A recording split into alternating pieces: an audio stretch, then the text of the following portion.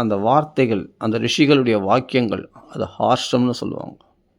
ஒரு மனுஷனால் செய்யப்பட்டது கிடையாது.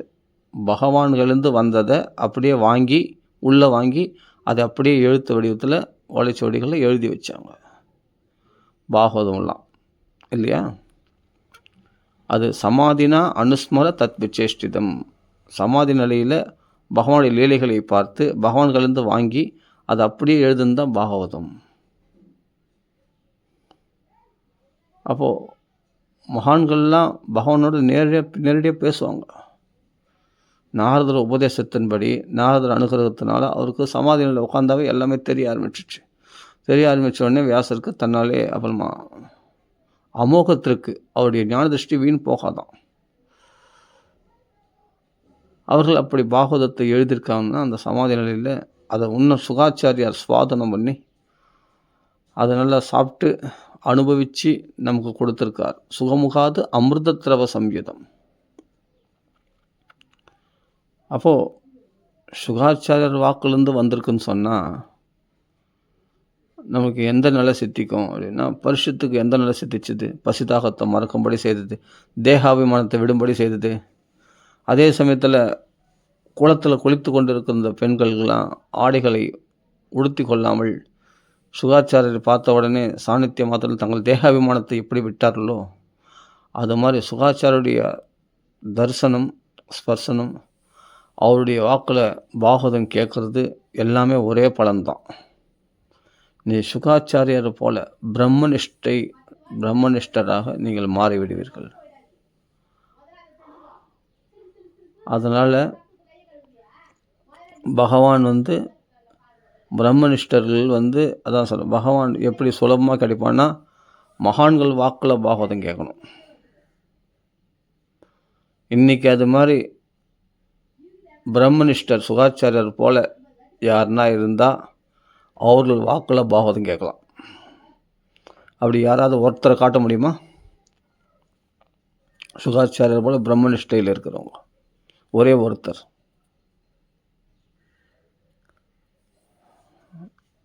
காட்ட முடியல அப்படின்னா அப்போது அந்த பாகவதத்தை நாம் டைரெக்டாக சுகாச்சாரியாரையே நம்ம ஆச்சாரியராக, நம்ம குருவாக தியானித்து அவர் மூலமாக பாகவதம் கிரகிக்கணும். அந்த பாகவத பாராயணம் பண்ண சுகாச்சாரியர் மானசீகமாக நமக்குள்ளே தியானம் பண்ணிட்டு அவருடைய அருளை பிரார்த்தித்து கொண்டு அவர் அருளை எப்படி பிரார்த்திக்கணும் அப்படின்னா, சுகரூப பிரபோதக்ஞன்னு ஒரு ஸ்லோகம் இருக்குது, அது மகாத்மியத்துக்கு, அதை படிக்கலாம். அடுத்தது எம்பிரவர ஜந்தம்னு ஒரு ஸ்லோகம், யஸ்வானுபாவம் அப்படின்னு 2 ஸ்லோகம். இந்த 2 ஸ்லோகத்தை ஒரு ஸ்லோகத்தை சொல்லி பிரார்த்தனை பண்ணி சுகாச்சாரிய அனுகிரகத்தினால பாகவதம் படிக்கணும். நிச்சயமாக பாகவதத்தில் உங்களுக்கு அப்படி பக்தி பிச்சுட்டு வரும்.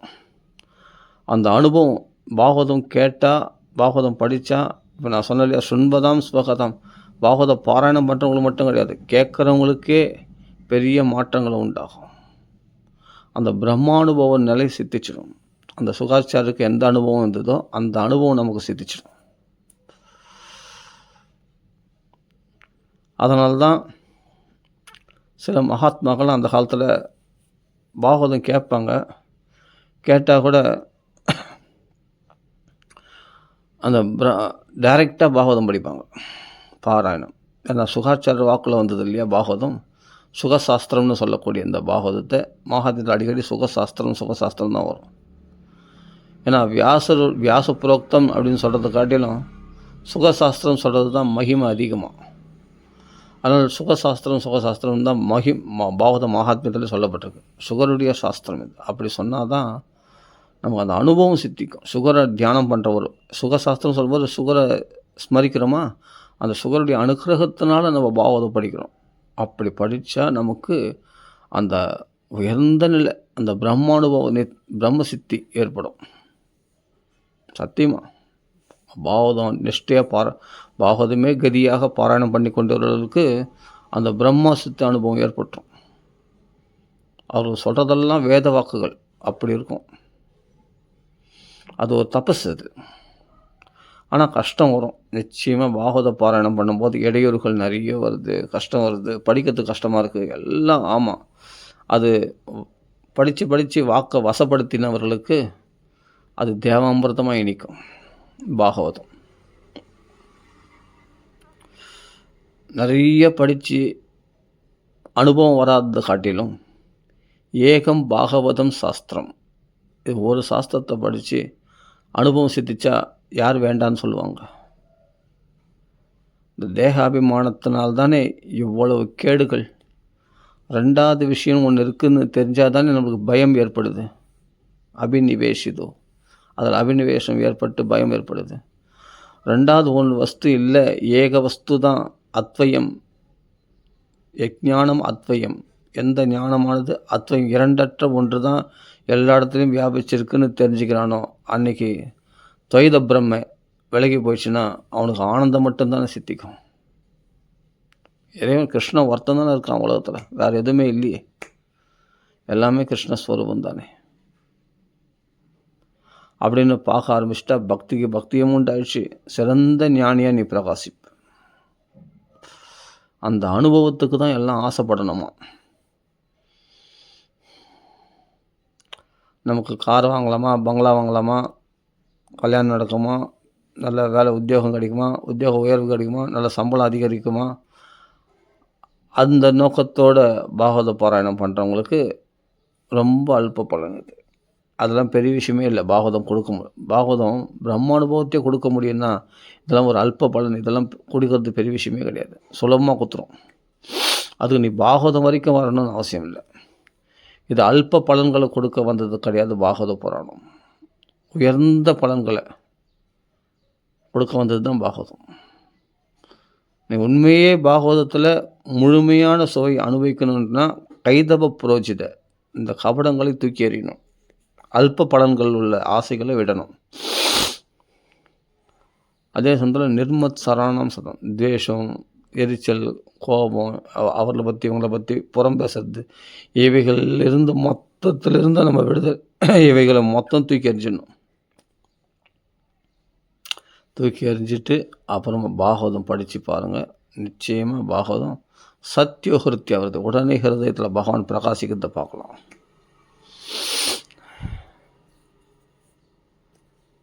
அதனால் யார் வாக்கில் பாகவதம் கேட்கணும் அப்படின்னா அதுக்கு ஒரு கதை இருக்குது.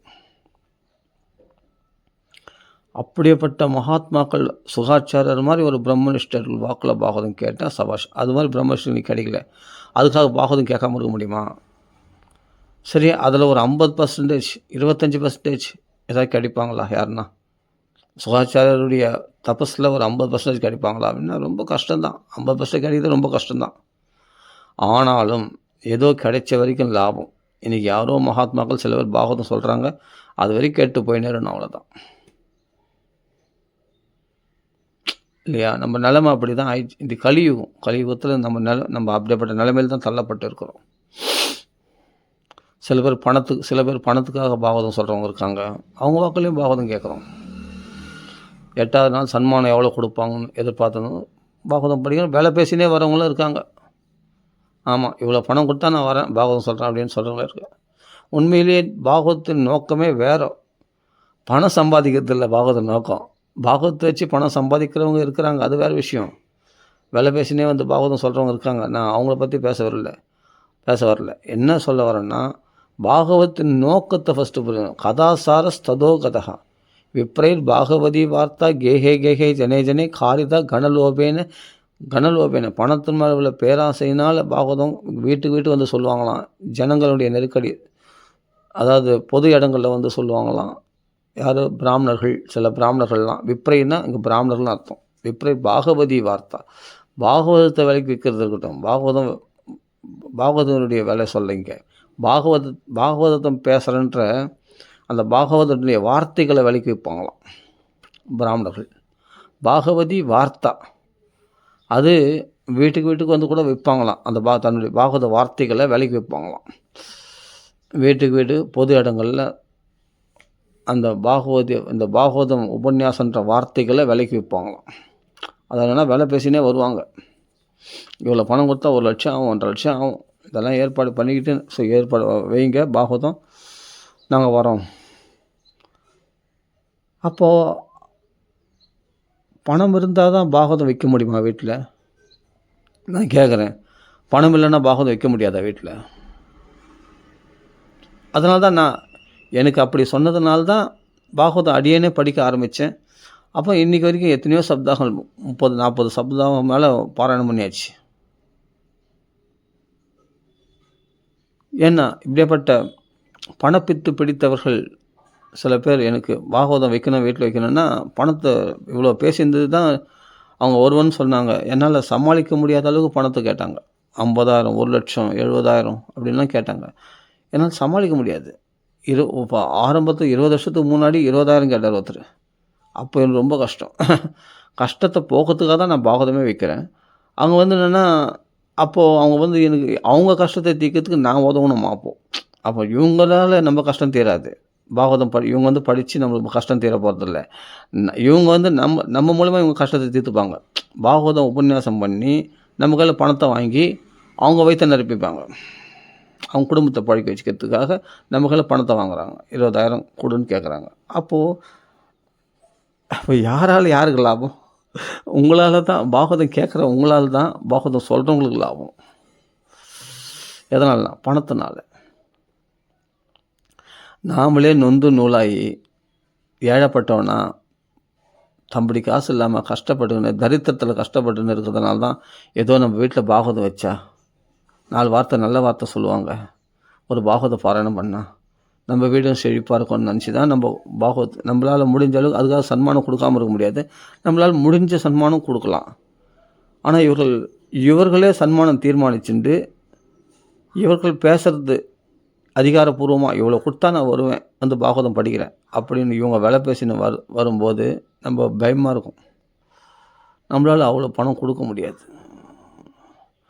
நாம் என்ன சக்தி முடிஞ்சதோ அவ்வளோதான் நம்மளால் ஒரு காணிக்கையாக ஒரு சன்மானமாக கொடுக்க முடியும் இல்லையா? அதானே நியாயம். ஆனால் இன்றைக்கி வேறு மாதிரி போச்சு. எல்லாமே வேறு மாதிரி போச்சு. எல்லாம் லட்சக்கணக்கில் போயிடுச்சு.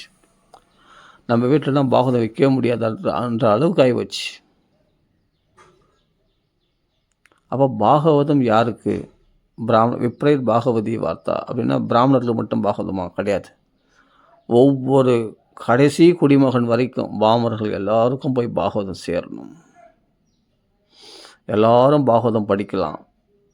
ஆண்கள் பெண்கள் எல்லாரும் படிக்கலாம் பாகவதம். பாகவதம் பொதுமறை. இது ஒரு வர்க்கத்தினருக்கு மட்டும்தான், பிராமணர்களுக்கு மட்டும்தான், சத்திரியனுக்கு கிடையாது, அப்படிலாம் கிடையாது. பாகவதம் முழுவதும் உள்ள கடைசி குடிமகன் வரைக்கும் சகல ஜீவராசிகளுக்கும், மனுஷனுக்கு மட்டும் இல்லை, சகல ஜீவராசிகளுக்கும் பாகவதம் உரிமையானது. புரியுதுங்களா? அதனால் இது பணத்தை கொடுத்து தான் பாகவதம் வைக்கணும், அப்படியேப்பட்ட பாகவதமே வேண்டாம்.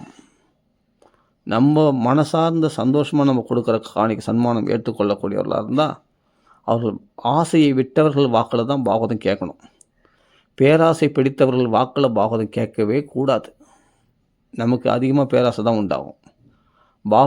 அதான் ததா விப்ரைர் பாகவதி வார்த்தா கேஹே கேஹே ஜனே ஜனே காரிதா கணலோபேன கதா சாரஸ்ததோ கதா. கதையினுடைய சாரமாகிய வைராக்கியம், அந்த ஆசையற்ற மனப்பான்மை, ஞானம், பக்தி, தூய பக்தி கிருஷ்ணனிடத்தில், இது 3மே உண்டாகாதான். இதுதான் கதையினுடைய சாரமே.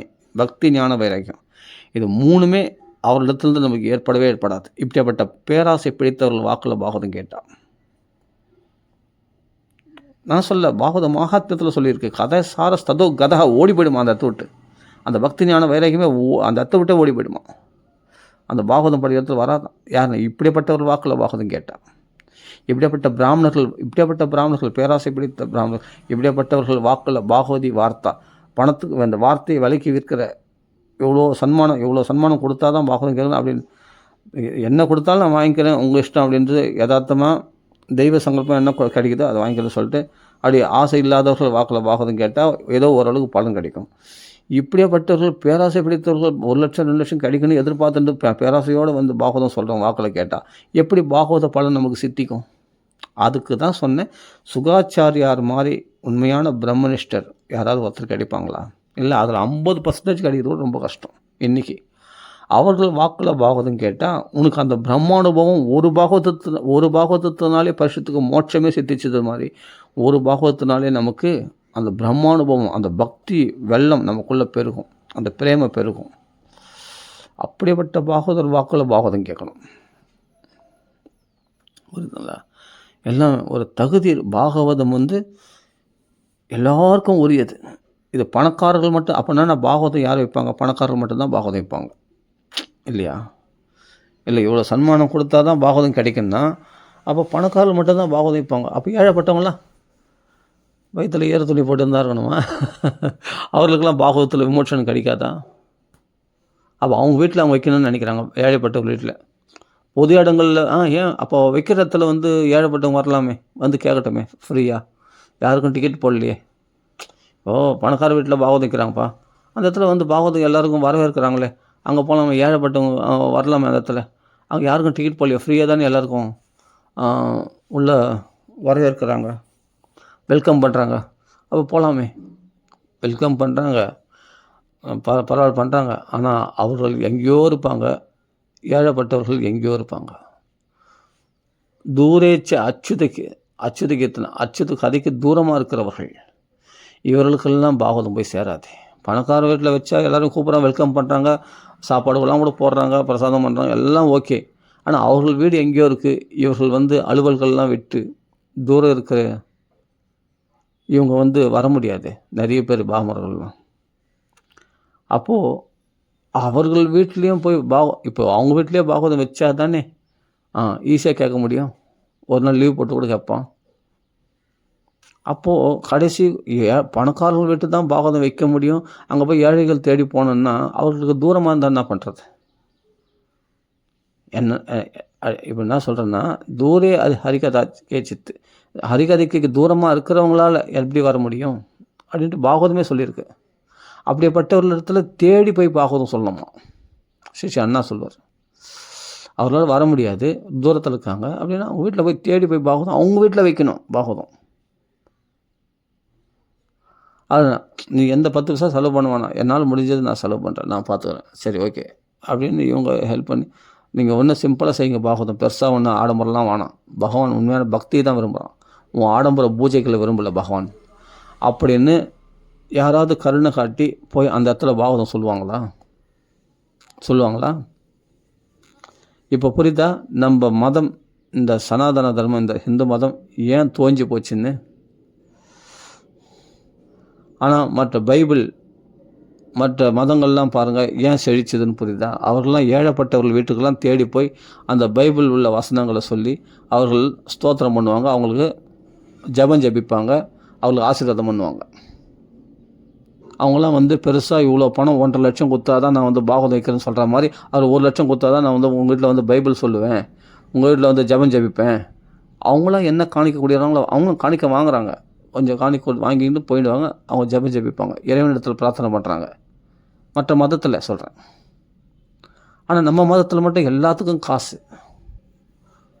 கோயிலில் போனால் காசு, முன்னாடி போகிறவங்களுக்கு 350 ரூபா டிக்கெட்டு, அதுக்கு பின்னாடி வரவங்களுக்கு 200 ரூபா டிக்கெட்டு, அப்போ 100 ரூபா டிக்கெட், அப்போ 50 ரூபா டிக்கெட்டு, அப்போ தான் தர்ம தரிசனம்.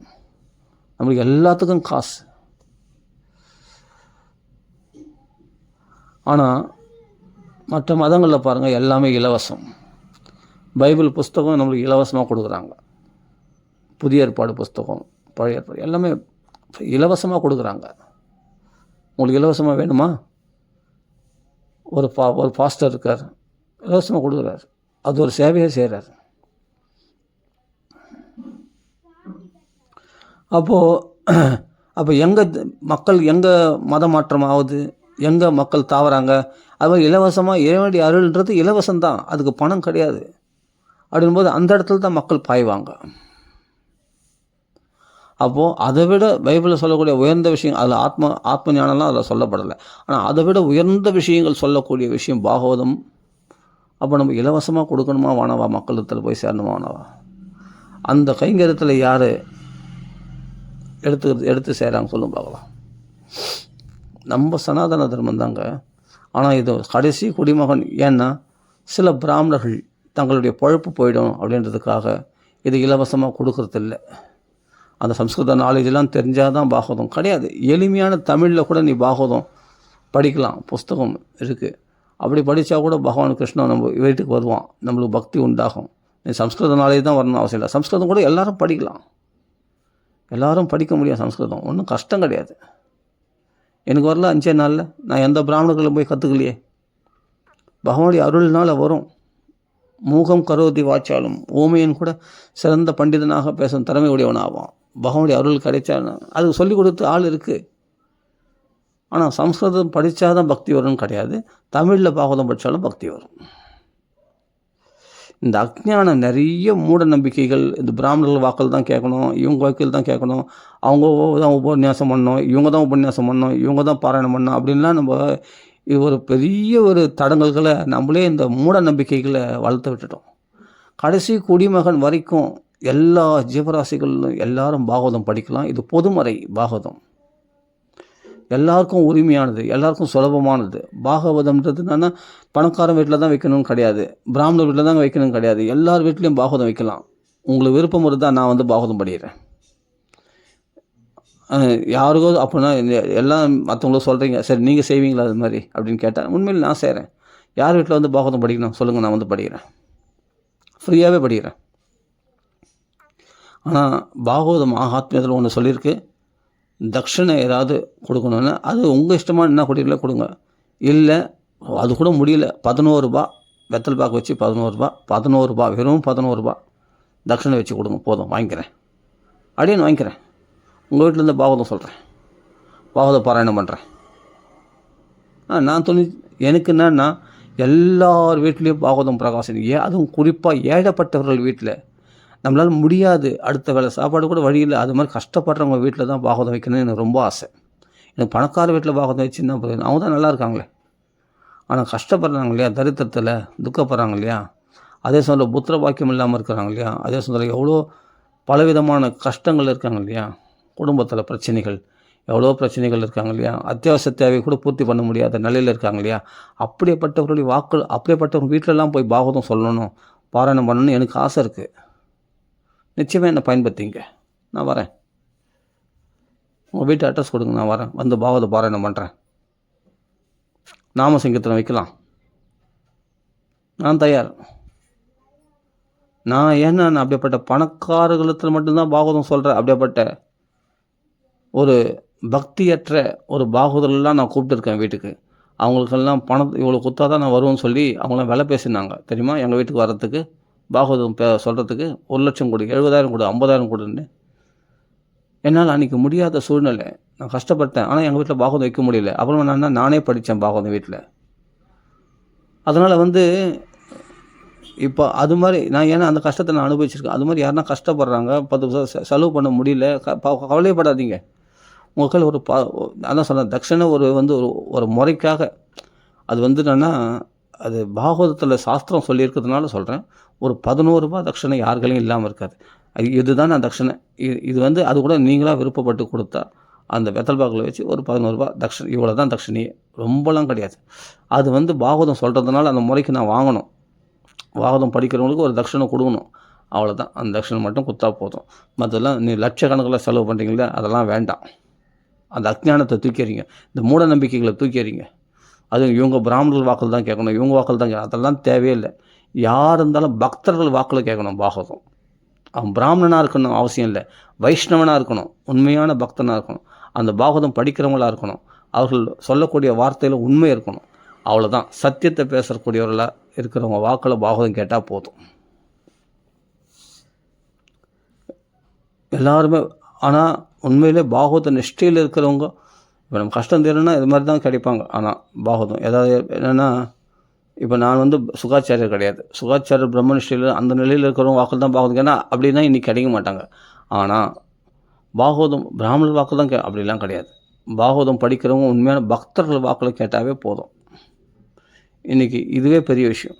அப்போ பக்தர்கள் வாக்கில் பாகவதம் நிஷ்டையாக இருக்காங்க, பாகவதம் பாராயணம் பண்ணால் அவங்க வாக்கில் பாகவதம் வைக்கணும். வீட்டில் வச்சா கண்டிப்பாக கஷ்டம் தீரும்.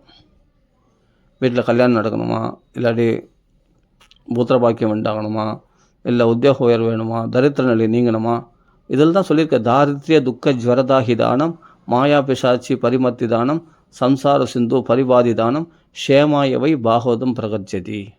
அவங்கள சேமா வாழ வைக்கிறேன்னு பாகவதம் கர்ஜிக்குதான். யார்?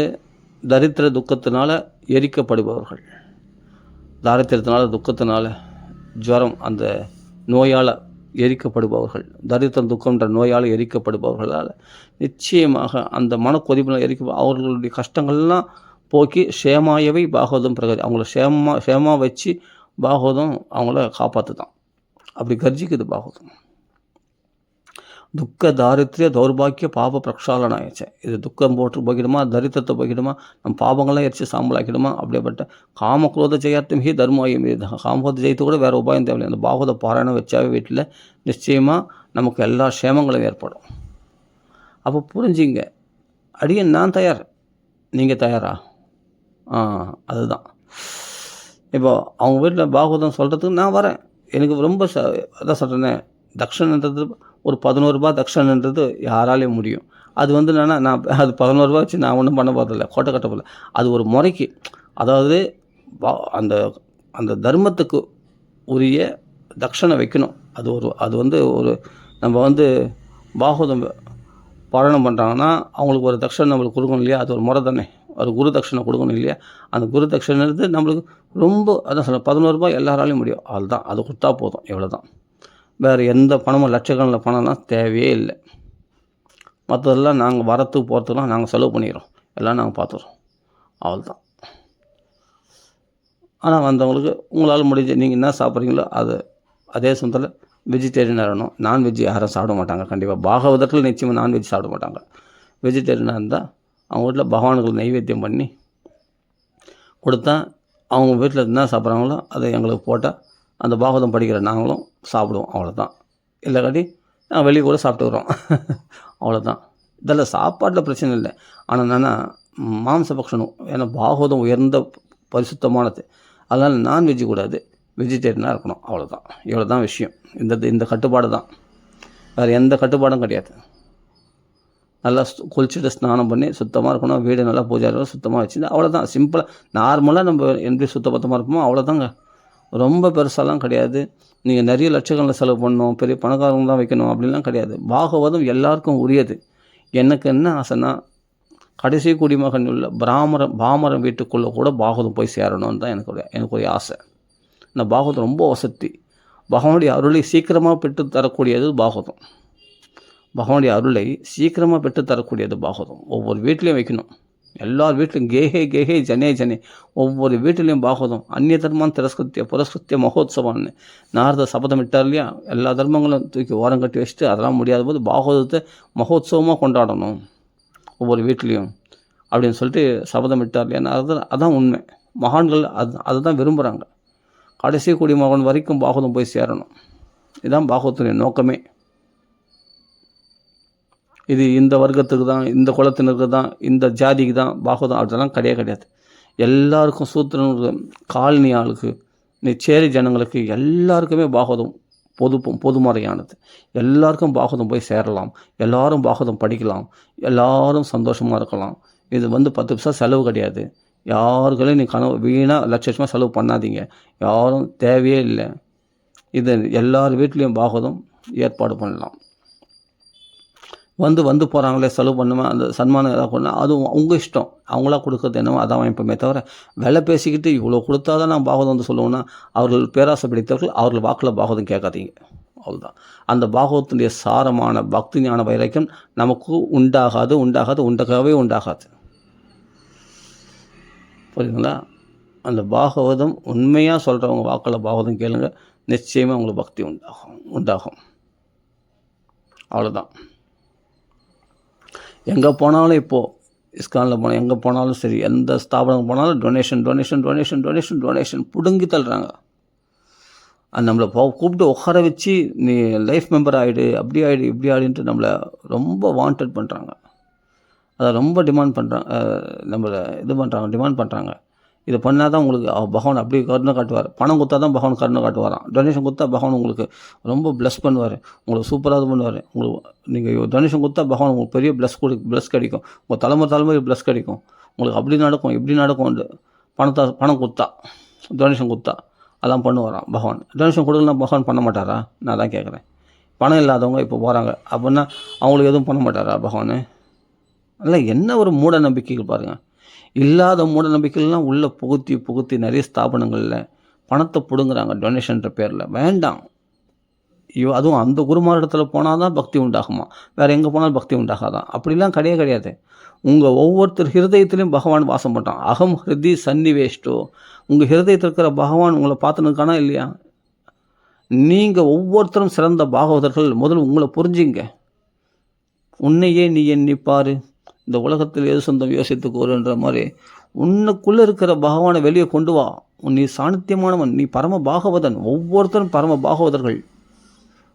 உங்களுக்குள்ளே இருக்கிற வில் பவர் தெரியாமல் யாராவது சாமியார் காலிலே போய் விழுந்துன்னு இருக்கீங்க. தேவையில்லைன்றேன். உங்களுக்குள்ளே அந்த சாணித்தியம் இருக்குது, உங்களுக்கு தெரிய மாட்டேங்குது. ஆஞ்சநேயர் தன் பலத்தை மறந்துருக்கிற வரைக்கும் தான் மறந்து அது ஞாபகப்படுத்திட்டா ஒரு குருநாதர் வந்து இல்லை உனக்குள்ளே பெரிய ஒரு சக்தி இருக்குது அப்படின்னு காண்பிச்சு கொடுத்துட்டா அப்புறமா நீங்கள் வெளியே போய் யார்களையும் நாட வேண்டிய அவசியமே இல்லை. ஒவ்வொருத்தரும் பெரிய பெரிய மகாத்மாக்கள் நீங்களாம். உங்களுக்கு இருக்கிற அந்த வெளிச்சத்தை உண்டாக்குறது தான் அத்தியாத்ம தீபமாக பாகவதம் வந்திருக்கு. உங்கள் வீட்டில் ஒவ்வொரு வீட்லேயும் பாகவதம் வைக்கலாம், நாமசங்கீர்த்தனை வைக்கலாம், பாகவத பாராயணம் பண்ணலாம், நீங்களே படிக்கலாம். அடியன் ஹெல்ப் பண்ணுறேன்.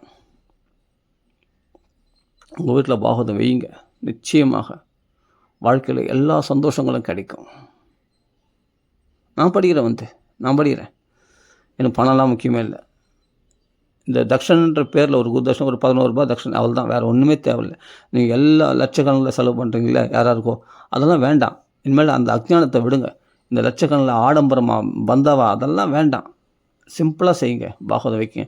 உங்களால் வசதி இருந்தால் நல்லா செய்யுங்க, வசதி இல்லையா சிம்பிளாக செய்யுங்க, பாகவதம் ஏற்பாடு பண்ணுங்கள். அடியேன் வந்து படிக்கிறேன், பாராயணம் பண்ணுறேன், அவ்வளோதான்.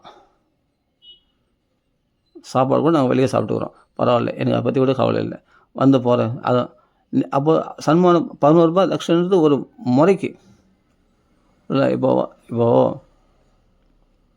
பணத்தாசைக்காக வந்து இந்த இவ்வளோ கொடுத்தா தான் வந்து பாகவதம் சொல்கிறதுக்குன்னா அது பணத்தாசை பிடிச்சவங்க கேட்குற பணம்.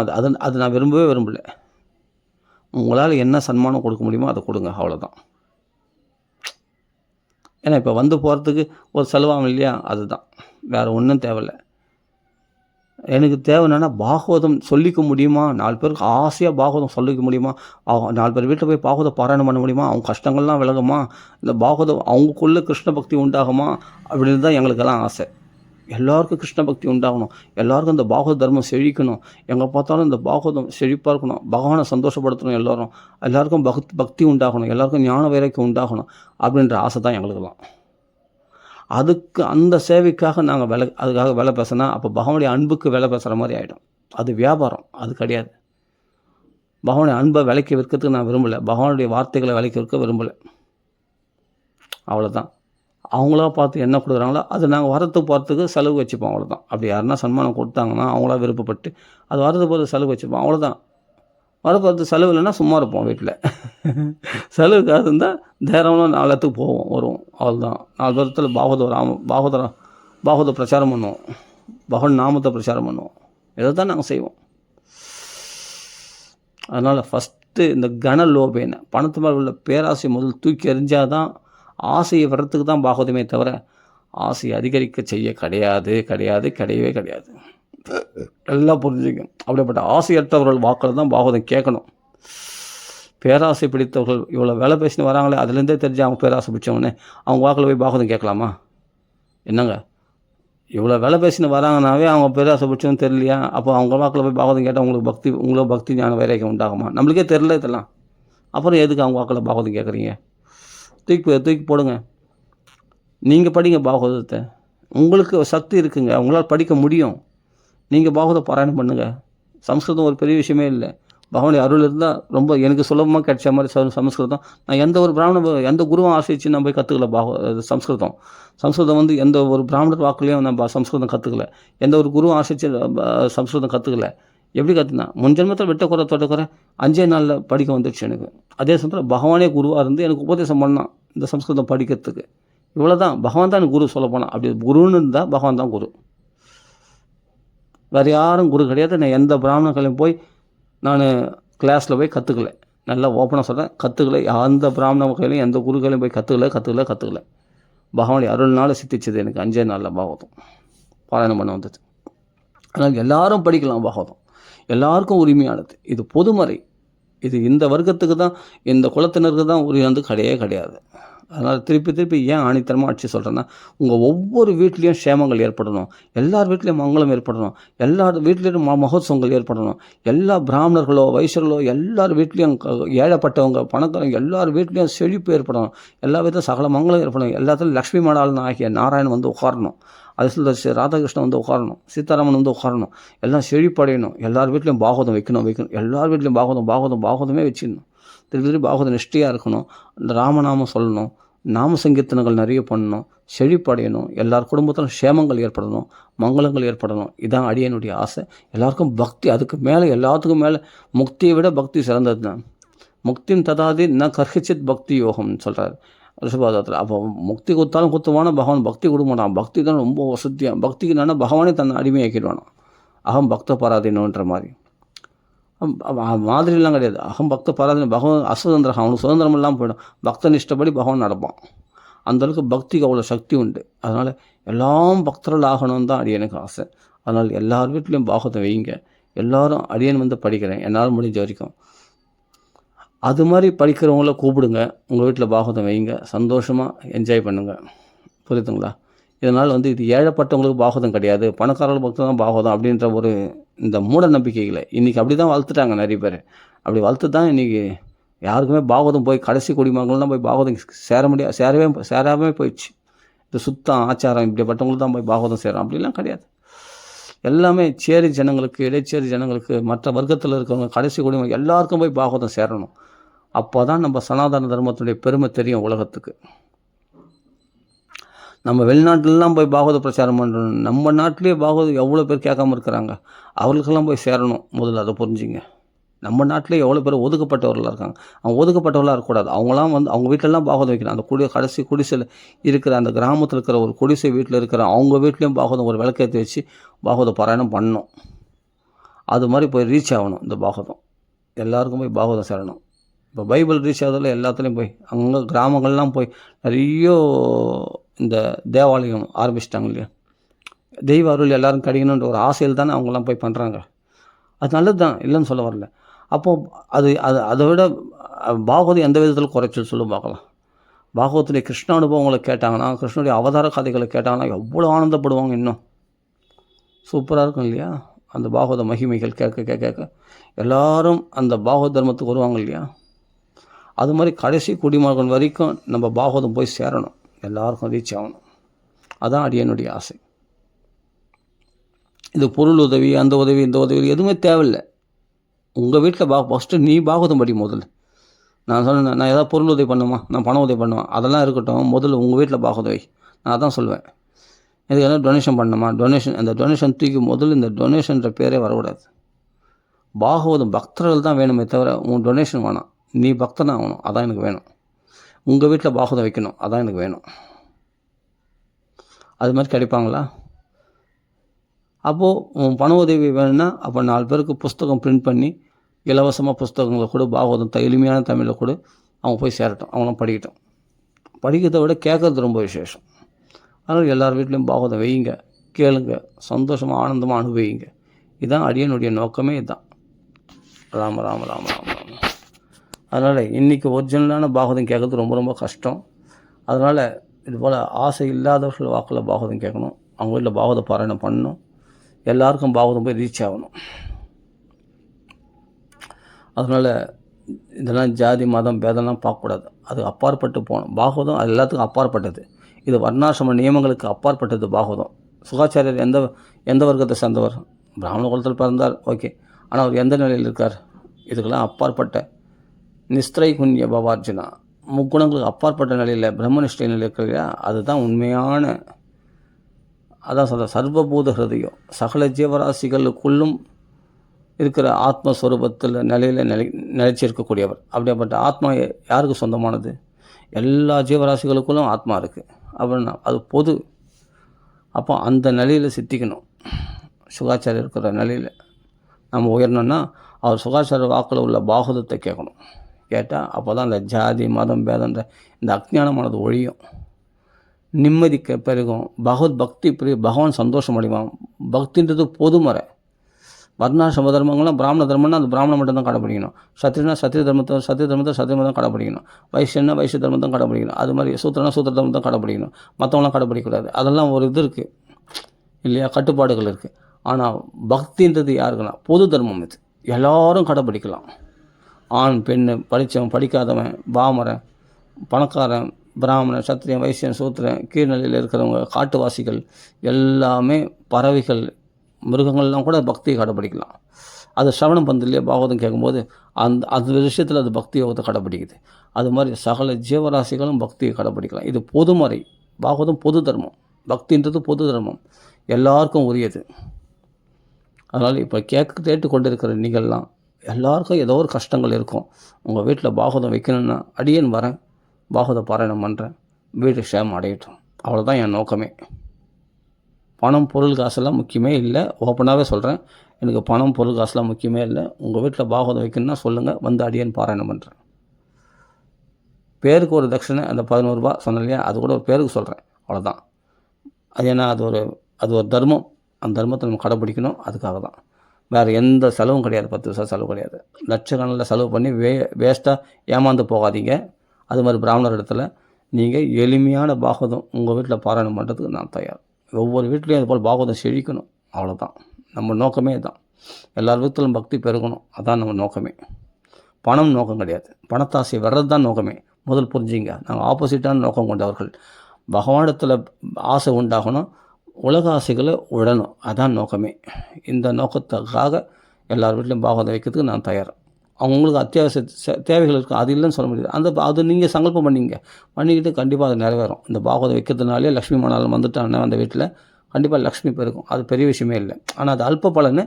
அது ஏன்னா ஒரு குடும்பத்துக்கு தேவை அந்த பலன்கள். அதனால் நீங்கள் பிரார்த்தனை பண்ணிங்க, கண்டிப்பாக நிறைவேறும். அந்த பலன்கள் கண்டிப்பாக நிறைவேறும். ஏன்னா குடும்பம் வேணும், குடும்பம் நடத்தணும் இல்லையா, குழந்தை குட்டிகள் சாப்பிடணும் இல்லையா, ஒரு வேளை சாப்பாடு. அது கண்டிப்பாக அத்தியாவசிய தேவைகள் பூர்த்தி அடைந்தா பிரார்த்தனை பண்ண தப்பு இல்லை. நம்ம அப்பா அம்மாவில் கேட்காம வேறு யார்கள் கேட்பாங்க? ராதாகிருஷ்ணங்கள் கேட்காம, லக்ஷ்மி நாராயணங்கள் கேட்காம, சீதாராமர்கள் கேட்காம வேறு யார்கள் கேட்பாங்க? அதனால் நாம சங்கீர்த்தனை வைங்க, பாகவதம் வைங்க. நிச்சயமாக உங்கள் ஆசைகளையும் பகவான் பூர்த்தி பண்ணுவான். ஆனால் எங்களுக்கு என்னென்னா அந்த ஆசைகளோடு நாங்கள் படிக்கக்கூடாது. எங்களுக்கு அந்த ஆசைகளோடு படித்தோம்னா நான் பாகவத நிஷ்டையில் இருந்து எங்கள் பாகவத பக்தி எங்களுக்குள்ளே பெருகாது. அதனால் நாங்கள் அந்த ஆசையோடு படிக்கக்கூடாது. நாங்கள் எல்லாருக்குள்ளும் பக்தி உண்டாகணும், ஞான வைராக்கியம் உண்டாகணுன்ற ஆசையோடு தான் நாங்கள் படிப்போம். அவங்கவுங்க அந்த வீட்டில் வைக்கிறவங்க சங்கல்பம் பண்ணிவிட்டு அவங்க ஆசைகள் நிச்சயமாக நிறைவேறும். அவ்வளோதான். அதனால் எல்லார் வீட்லேயும் பாகவதம் வைக்கணும். எல்லோரும் நீங்கள் தான் யார் கூப்பிட்றீங்களோ நிச்சயமாக அவங்க வீட்டில் வந்து பாகவதம் பாராயணம் பண்ணுறதுக்கு அடியேன் தயார். எல்லோரும் சந்தோஷமாக இருக்கணும். சர்வலோக சுகினோ பவந்த், சர்வஜனோ சுகினோ பவந்த். அவ்வளோதான். எல்லோரும் ஷேம் அடையணும். எல்லாருக்கும் போய் பாகவதம் சேரணும். புரியுதுங்களா? பணத்தை கொடுத்து இது என்னென்னா, இப்போ மற்ற மதத்தை பைபிள்லாம் இப்போ எப்படி எல்லா இடத்துலையும் ரீச் ஆகுதோ அது மாதிரி பாகவதம் எல்லாருக்கும் பொதுமறை. எல்லாரும் பாகவதத்தை வச்சு பிரார்த்தனை பண்ண. பாகவதத்தில் ஸ்துதிகளுக்கு கொஞ்சம் பஞ்சமாக நிறைய ஸ்துதிகள். அந்த ஸ்துதிகளை ஸ்துதிகளை வச்சு பகவான்களை பிரார்த்தனை பண்ணாவே அந்த பிரார்த்தனைகள் நிறைவேறும். ஒரு கஜேந்திர ஸ்துதியை தினமும் ஸ்தோத்திரம் பண்ணி பாருங்கள். அதுக்கு ஒரு சாநித்தியம் இருக்குது. ஒரு நாராயண கவசம் இருக்குது, அதை ஸ்தோத்திரம் பண்ணுங்கள் தினமும். நம்மளுக்கு ஒரு பலம் அமையும். நமக்கு பகவான் பாதுகாப்புகள் அப்படி கிடைக்கும் நாராயண கவசத்தை பிரார்த்தனை பண்ணால். அதே சொல்ல விஷ்ணு பால ஸ்தோத்திரம் ஒன்று இருக்குது. அது கிருஷ்ணனுக்கு என்னென்னா போதனா மோட்சம் முடிஞ்ச உடனே அந்த கோபிகள் கவசம் அளிக்கிறாங்க. அந்த ஸ்தோத்திரம் பண்ணால் நம்மளுக்கு கவசமாக ஆகிடும். அது குழந்தைகள் மட்டும் கவசம் இல்லை, நமக்கும் கவசம் தான் அது. அந்த விஷ்ணு பால ஸ்தோத்திரம் அதை படிங்க. கோபிகள் அந்த பிரார்த்தனை அதை படிக்கலாம். இப்போ நம்ம வீட்டில் பில்லி சூனியம் கஷ்டம் வருதுன்னா அதுக்கு அம்பரீஷ சரித்திரத்தில் சுதர்சன ஸ்தோத்திரம் இருக்குது, அதெல்லாம் படிக்கணும். அதுபோல் என்னென்ன விஷயங்களுக்கு என்னென்ன ஓணுமோ எல்லாமே பாகவதத்திற்கு. அதனால தான் பாகவதம் பூரா வச்சா நமக்கு எல்லா கஷ்டங்களும் நிவர்த்தி ஆகும், எல்லா பிரச்சனைகளும் சாந்தி அடையும். பித்ருக்கள்லாம் தெரியுது, சாபத்தினால்தான் நமக்கு குழந்தை சந்ததி உண்டாகாமல் இருக்கும். பித்ருக்களுடைய சாபத்தினால் அந்த பித்ருக்கள் சாபம்லாம் துந்துகாரி சரித்திரத்தை படிக்கிறதுனாலையும் மருத்துக்களுடைய உற்பத்தி படிக்கிறதுனாலையும் பித்ருக்களுடைய சாபம்லாம் விலகும். கங்காவதரணம்லாம் படிக்கும்போது பாகவத்திலே கங்காவதரணம் வருது, எல்லாம் படிக்கும்போது பித்ருக்களுடைய சாபம்லாம் விலகும். பித்ருக்கள்லாம் சந்தோஷம் அடைவாங்க, பித்ருக்கள்லாம் கரையேறுவாங்க. இதெல்லாம் பாகவதத்திலே உனக்கு எல்லா பலன்களும் கிடச்சிது. நீ ஸ்ராத்தம் பண்ணதை விட்ட, நீ அப்பா அம்மாவுக்கு அப்பா அம்மா இறந்துருப்பாங்க, இல்லாட்டி பாட்டி அவங்களுக்கு ஸ்ராத்தம் பண்ணுறதை விட்டுருப்போம். அந்த ஸ்ராத்த பண்ணுறதை விட்டால் அது ஒரு பித்ருக்களுடைய சாபமாகும். இப்போ அந்த தோஷங்கள்லாம் நிவர்த்தி அடையிறதுக்கு பாகவத பாராயணம் வச்சா அது சரியாயிடும். ஆமாம், ஒரு செத்து போன துந்துக்காரி கரையார் இல்லையா, ஒரு செத்து போனவன் அவன் கரையார் இல்லையா பாகவத பாராயணத்தினால. பித்ருக்கள்லாம் திருப்தி அடைய மாட்டாங்களா? அப்போ செத்து போனவங்க திருப்தி அடைய மாட்டாங்களா இந்த பாகவத பாராயணம் வச்சா?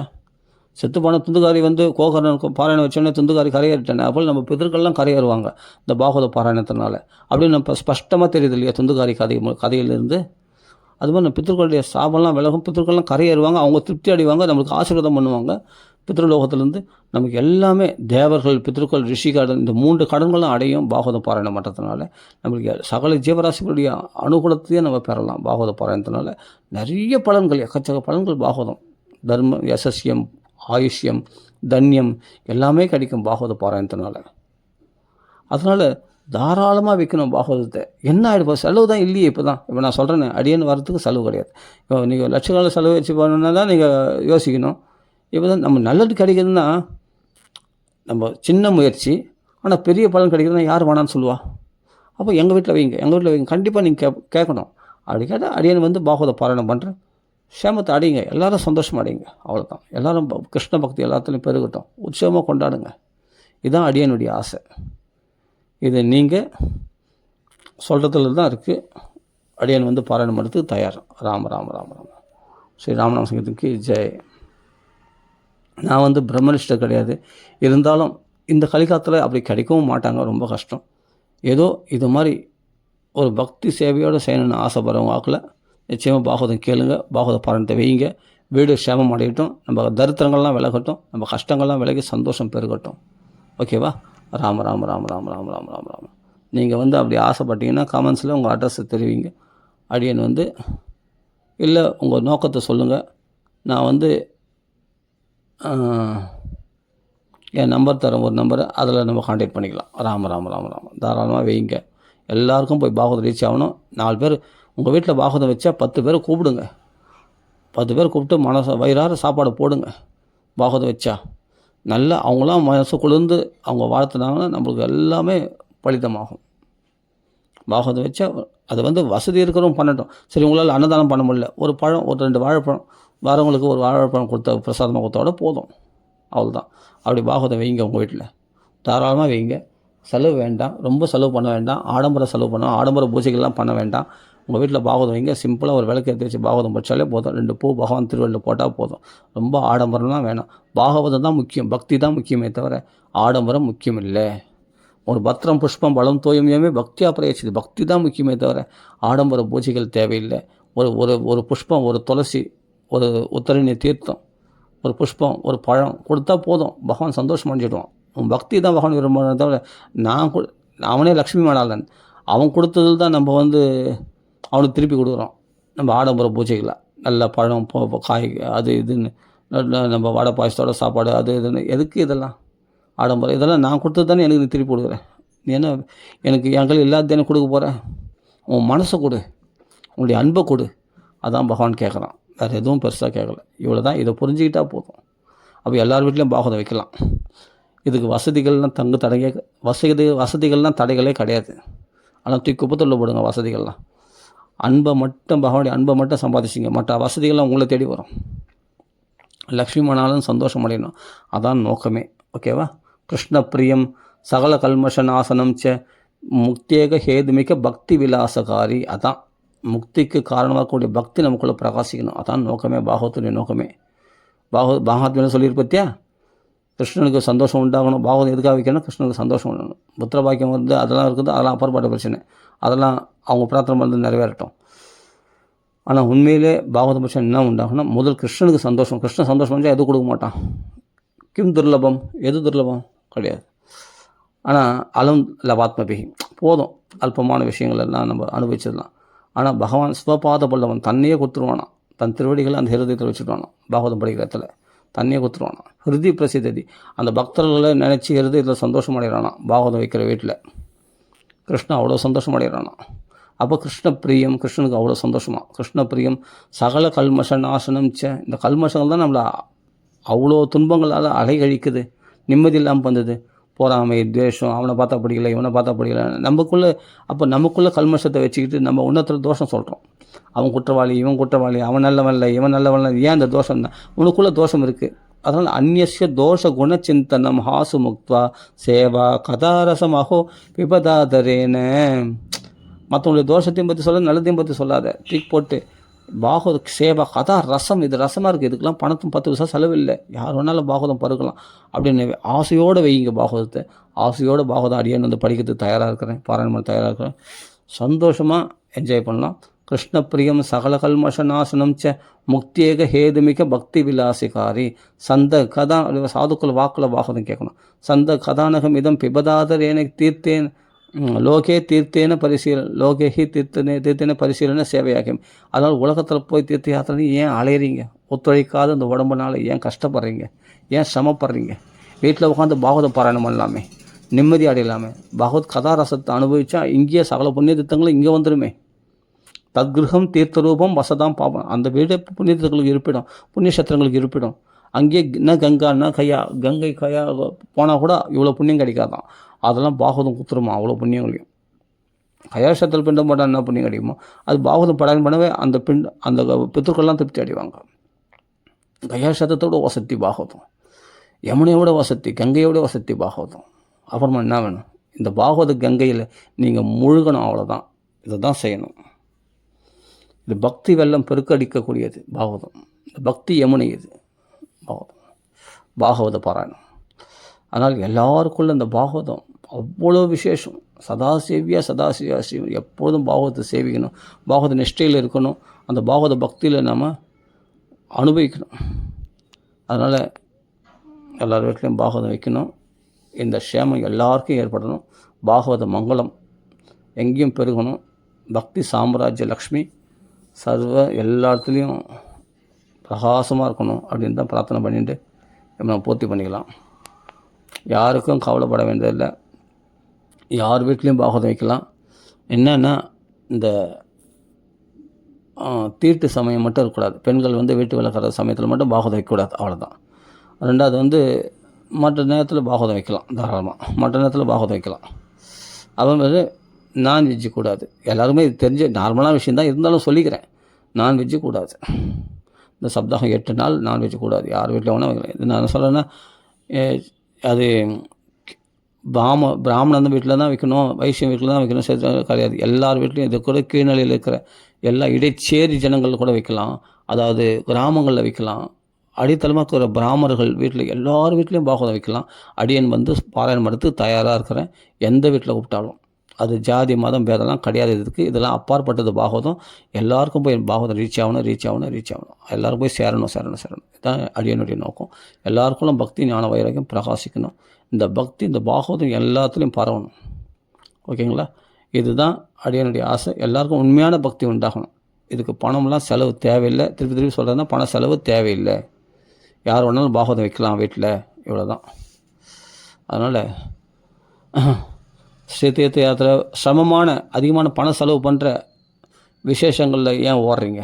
ஏன் தேகம் அலையிறீங்க? ஏன் கஷ்டப்படுறீங்க? எளிமையான பக்தி இருக்கும்போது புரியுதுங்களா? பகவான் பக்தியில் தான் சந்தோஷம் அடைகிறானே தவிர உங்கள் ஆடம்பர பூஜைகளை நீங்கள் நிறைய செலவு பண்ணுறீங்க, நீங்கள் நிறைய பணம் செலவு பண்ணி இவ்வளோ பணம் கொடுத்து டிக்கெட் வாங்கினீங்க, அதனால தான் பகவான் சந்தோஷமாக. அதெல்லாம் கிடையாது. நீ நிறைய டொனேஷன் கொடுத்தா தான் பகவான் சந்தோஷமாக. இதெல்லாம் பொய். டைரெக்டாக சொல்ல போனால் பொய். நிறைய டொனேஷன் கொடுத்தா தான் பகவான் சந்தோஷமான பொய். உங்களுக்கு உண்மையான பக்தி ஹிருதயத்தை தான் பார்க்குறான். மனுஷன் முகத்தை பார்ப்பான், தேவன் ஹிருதயத்தை பார்ப்பார் அப்படின்னு பைபிளில் ஒரு வசனம் இருக்கு இல்லையா? அதான் உண்மை. அப்போ பகவான் ஹிருதயத்தை தான் பார்க்குறான். நீ வெளிப்புறமான வேஷத்தை பார்க்கறதில்ல. நீ பட்டை நாம வச்சிருக்கியா, திணறு வச்சிருக்கியா, அதெல்லாம் பார்க்கறதில்ல. ஹிருதயத்தில் மனசில் உண்மையான பக்தியோடு கூப்பிட்றியா, இல்லை பொய்யான பக்தியோடு கூப்பிட்றியா, அதை தான் பகவான் பார்ப்பான். அந்த எண்ணம் இருந்தால் அந்த சிரமம் உனக்குள்ளே, அந்த சிரமத்தோட உண்மையான அன்போடு பகவானத்தில் அப்படியே உருக்கி பிரார்த்தனை பண்ணால் நிச்சயமாக அதுக்கு பகவான் இறங்கி வருவான். அழுதால் உன்னை பெறலாமே, இதுதான் உண்மை. இது எல்லாருக்கும் தெரிஞ்ச விஷயம், பொதுவான விஷயம். அப்படி இருந்தும் நம்ம பணத்தை நிறைய கொட்டுறோம், செலவு பண்ணுறோம், தீர்த்த யாத்திரைக்கு, அதுக்கு இதுக்கு கோயிலுக்கு. தேவையில்லாத விஷயன்றேன். ஆடம்பரம் வேண்டாம். அன்பான பக்தி தான் பகவானுக்கு வேண்டும். இந்த மனசில் வச்சுட்டு நீங்கள் பாகவத பாராயணம் ஏற்பாடு பண்ணுங்கள். உங்கள் வீட்டில் அடியன் பாராயணம் பண்ணுறதுக்கு தயாராக இருக்கிறேன். ஓகேவா? ராம ராம ராம ராம ராம ராமநாம சங்கீதத்துக்கு ஜெய். ராம ராம ராம ராம ராம ராம ராம